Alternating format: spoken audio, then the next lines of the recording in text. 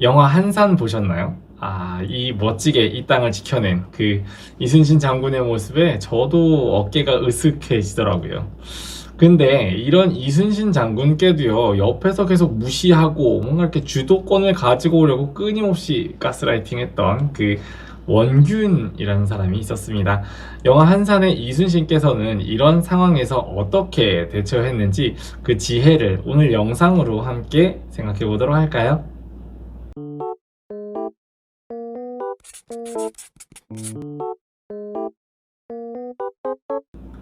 안녕하세요. 영리한 호구가 되고 싶은 글쓰는 의사 힐러 라파엘입니다. 오늘도 저희와 함께 위로와 공감 나누면서 힐링하고요. 세상을 조금은 더 따뜻하게 만들고 싶으신 많은 분들 요 밑에 구독 버튼 누르고 저희와 함께 해보시는 건 어떨까요? 얼마 전에 영화 한산을 보고 왔습니다. 4D로 봐야 제맛이라길래 기꺼이 용산까지 가서 보고 왔죠. 영화를 보고 난 후에 그 많은 사람들의 장래 희망이 왜 거북선이 되었는지, 그리고 탑건을 보면서 마음속으로 미국으로 이민 갔던 그 사람들이 왜 한산을 보고 다시 우리나라로 돌아오게 되었는지를 알 수 있는 영화였죠. 많은 사람들은 그 속에서 아쉬웠던 점들을 발견해서 이야기하기도 하는데요. 저는 그냥 보면서 내내 우와 하면서 넋을 놓고 시간 가는 줄 몰랐던 영화였습니다. 정말로 많은 생각할 거리를 주었던 영화였던 것 같아요. 그 중에서도 저는요, 이순신이라는 그 인물이 주변 사람과의 관계를 어떻게 맺는지 보게 되었던 것 같아요. 특히나 그 옆에서 계속해서 이순신을 병법도 모르는 사람 취급하면서 가스라이팅 했던 그 원균이라는 사람을 어떻게 대하는지를 조금 중점적으로 볼 수 있게 되었던 것 같습니다. 이순신 장군께서는요, 이미 실력으로 인정받았고요, 청렴함, 그런 인성을 통해서 주변 사람들로부터 존경을 받고 있던 인물이었어요. 하지만 이런 분을 보면서도 기어코 깎아내리려고 안간 힘을 쓰는 사람이 있었죠. 원균이었습니다. 다양한 문헌에서 원균에 대한 이야기를 하고 있지만요, 저는 역사는 잘 모르는 관계로 부끄럽지만 영화에서의 모습들만 가지고 한번 알아보았어요. 영화에서는 시종일관 그 이순신의 의견에 반기를 들면서 전쟁에는 전세라는 게 있네, 지금은 우리가 공세가 아니라 수세야 라고 하든지, 바다 위의 성이라니 가당치도 않네 라는 멘트를 치면서 뭔가 이순신을 전쟁의 기본도 모르는 사람 취급하면서 가르치려고 하고요, 또 자신의 의견을 관철시키려고 합니다. 자신의 의견을 따르지 않으면 전쟁에서 나는 빠지겠다고 협박을 하기도 하고요, 또 실제로 끝까지 포를 쏘지 말라고 했던 명령들을 무시하고 퇴각하면서 포를 다 쏴버리는 모습까지 보여주기도 하죠.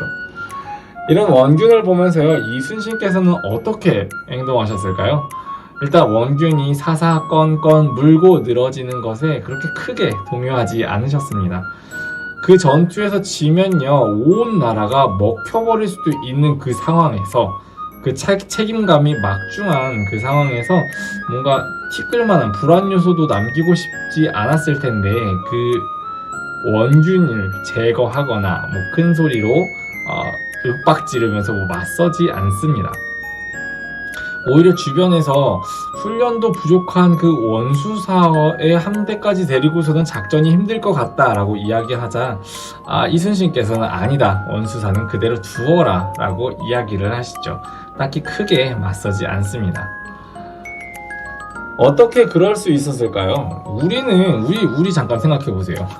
우리는 그냥 평온한 일상 속에서도 나를 깎아내리는 그 사람한테 맞서 싸우는 상상을 하면서 화를 만들어내고 있죠. 그런데도 그 스트레스 가득한 상황에서 그 원균이라는 짱또를 그리 안정감 있게 대할 수 있으셨을까요? 먼저 이순신 장군은요, 자기 자신에 대한 믿음이 있었을 겁니다. 물론 당시의 전술이 완벽하게 완성되지 않았고요, 여러 가지 불안 요소들이 있었던 것은 사실이지만요, 그 안에서 또 답을 발견할 수 있을 거라는 믿음이 있었기 때문에 주변 사람들 말에 휘둘리지 않고 자신의 뜻을 이어나갈 수 있었을 거라고 생각을 합니다. 여러 가지 경험들을 통해서요, 이런저런 말로 그때그때 사람들을 설득하는 것보다는 그 시간과 노력을 아껴서 그냥 한 번의 성공으로 보여주는 것이 더 낫다는 것을 알고 계셨겠죠. 그만큼 자신에 대한 믿음이 먼저 있으셨을 겁니다. 그리고 두 번째로, 그 사람은 바뀌지 않는다는 걸 알지 않으셨을까요? 나를 깎아내리려는 사람은요, 내가 무슨 말로 이해를 시키려고 해도 웬만해서는 바뀌지 않습니다. 실제로 영화에서도요, 원규는 그 하객진을 맨 처음에 보면서 바다 위에 성이 가당키냐 하냐고 이렇게 비아냥거렸죠. 그러다가 직접 전투에서 완성된 하객진으로 승리하는 것을 바라보면서 바다 위에 성 이러면서 이제 알겠다는 듯이 넋을 잃고 읊조립니다. 바다 위에 성. 그러니 이순신께서는 자기를 반대하는 사람들에게 분노하고 그들을 설득시키려는 그때그때 노력을 하기보다는요, 그 시간과 노력을 아껴서 자신의 길을 나아가는데 집중하는 모습을 보이시지 않았나라는 생각을 합니다. 우리는 우리를 가스라이팅하는 사람들을 생각하면요, 화가 나요. 어떻게든 그 사람을 이겨보겠다고 노력을 합니다. 그 사람을 공개적으로 망신시키는 상상을 하기도 하고요. 똑같이 쏘아붙이면서 비아냥거려서 그 사람이 아무 말도 못하는 상황, 그렇게 만드는 상황을 상상하기도 하죠. 그렇게 그 사람에게 나의 시간과 정신력을 빼앗깁니다. 가끔은 그런 상상을 하면서 화를 키우느라 잠을 못 이루기도 하죠. 왜 그런 생각은 맨날 자려고 누우면 할까요? 앞에서도 이야기했지만요, 그런 사람들은 안 바뀝니다. 내가 아무리 말싸움이나 여러 상황으로 그 사람을 한번 이겼다고 해서 그 사람이 과연 굴복하고 나에게 용서를 청할까요? 그러지 않습니다. 그런 경우 오히려 이순신께서 하셨던 것처럼 무시하고 그 시간과 노력을 내가 가야 할 길에 집중해보는 게 어떨까라는 생각을 합니다. 내 길이 맞는 길이라면요, 이순신을 비아냥거리던 원균이 하객진이랑 거북선을 보면서 넋을 놓고 쳐다봤던 것처럼 내가 나의 길을 완성했을 때 다들 나를 그런 눈으로 볼 테니까 말이죠.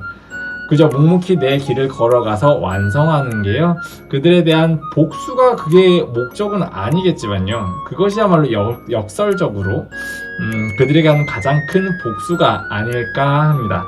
아주 코가 납작해질 테니까요. 원균 보세요. 그러니까요, 누군가가 우리를 계속 깎아내리고 비아냥거리더라도요, 한산에서 보았던 그 우직하게 자신의 길을 완성했던 이순신 장군을 생각하면서요, 그런 소리들에 신경 끄고 나의 길에 집중해 보도록 하죠. 이전에 이야기했듯이요, 이유 없이 나를 깎아내리는 그 사람을 지나가는 행인 138번 정도로 생각해 보자고요. 일부러 내 삶에서 배제시키려고 하지 말고요. 그럼 더 신경 쓰여요. 그러지 말고 그냥 길가에 심겨진 가로수와 같은 존재다 라고 생각하면서 신경 끄고요, 나의 길에만 집중해서 나아가는 우리가 되면 좋겠습니다. 그럼 오늘 영상은 여기에서 마무리하도록 할게요. 저희와 함께 위로와 공감 나누면서 힐링하고요, 세상을 조금은 더 따뜻하게 만들고 싶으신 많은 분들, 이 밑에 구독 버튼 누르고 저희와 함께 해주시기 바랍니다. 그럼 다음 영상으로 찾아뵐 때까지요, 따뜻한 하루하루 되시고요. 저는 여기에서 인사드리도록 할게요. 그럼 오늘도 안녕.